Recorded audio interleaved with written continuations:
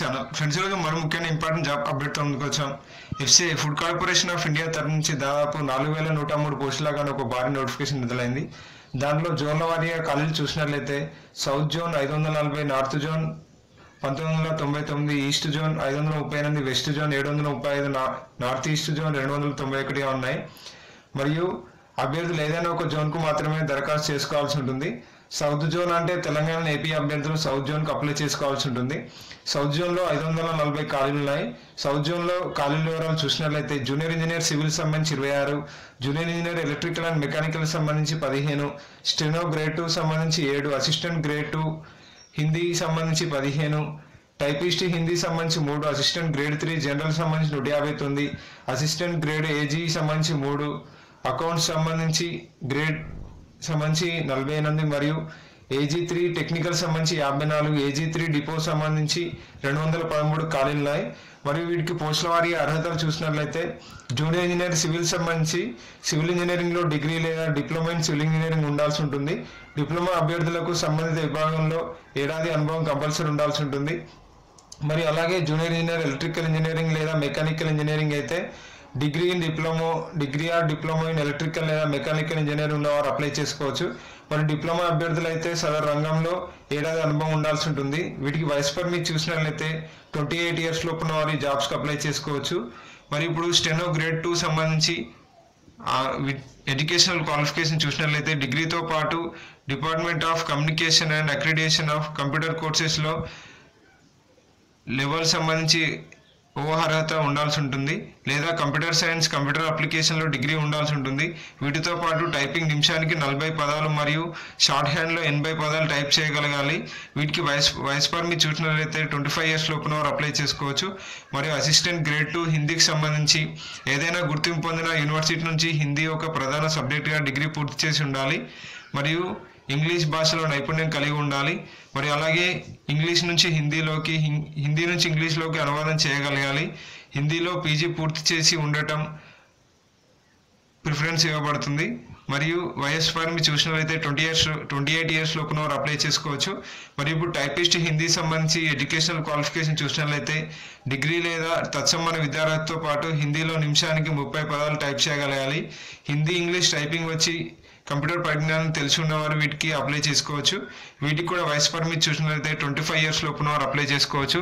Assistant grade 3 general సంబంధించి ఏదైనా degree ఉత్తీర్ణతతో పాటు కంప్యూటర్ పరిజ్ఞానం ఉన్నవారు వీటికి అప్లై చేసుకోవచ్చు. వయసు పరిమితి 27 ఇయర్స్ లోపున వారు అప్లై చేసుకోవచ్చు. అసిస్టెంట్ గ్రేడ్ 3 అకౌంట్ సంబంధించి కామర్స్ డిగ్రీతో పాటు కంప్యూటర్ పరిజ్ఞానం ఉండాలి.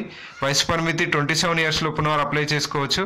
మరియు అసిస్టెంట్ గ్రేడ్ 3 టెక్నికల్ సంబంధించి ఎడ్యుకేషనల్ క్వాలిఫికేషన్ చూసినట్లయితే బీఎస్సీ ఇన్ అగ్రికల్చర్ మరియు BSc in botany, zoology, biotechnology, biochemistry, microbiology, food science ఉన్నవారు అప్లై చేసుకోవచ్చు. లేదా BTech in food science and technology, agriculture engineering, biotechnology విద్యార్హత ఉండాల్సి ఉంటుంది.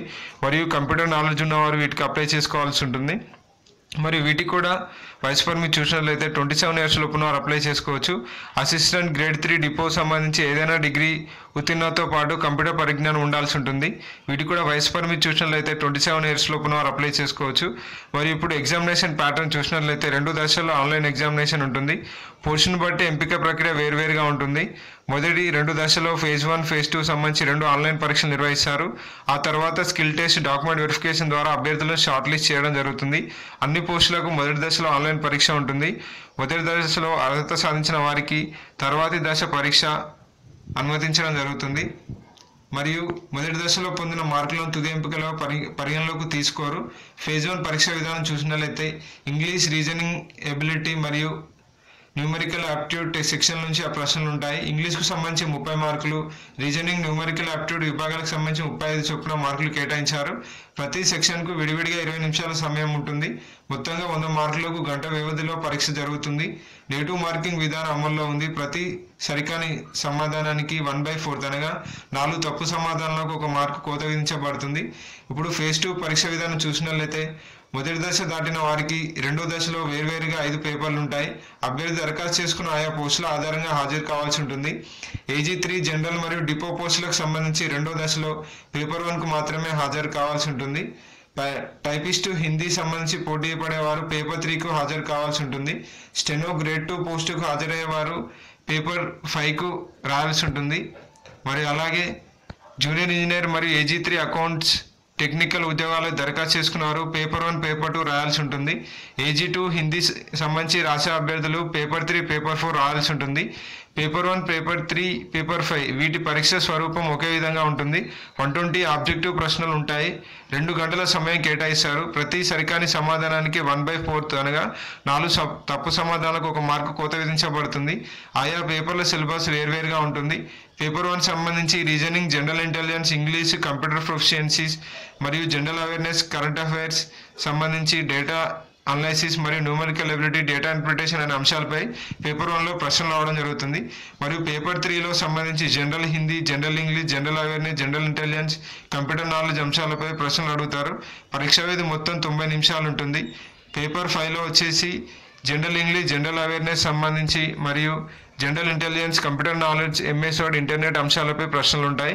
మరియు పేపర్ 2 సంబంధించి పోస్టుని బట్టి సబ్జెక్ట్ నుంచి 60 ప్రశ్నలు అడుగుతారు. ప్రతి ప్రశ్నకు 2 మార్కులు ఉంటుంది. పరీక్ష వ్యవధి వచ్చేసి గంట వ్యవధి ఉంటుంది. పేపర్ 2 వచ్చేసి ఇంతకుముందు చెప్పిన విధంగా జూనియర్ ఇంజనీర్ పోస్టులకు వారి సబ్జెక్ట్ నుంచి ప్రశ్నలు రావడం జరుగుతుంది.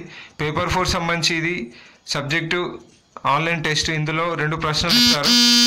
వీటికి సంబంధించి ప్రతి ప్రశ్నకు 60 మార్కుల చొప్పున మొత్తం 120 మార్కుల పరీక్ష నిర్వహిస్తారు.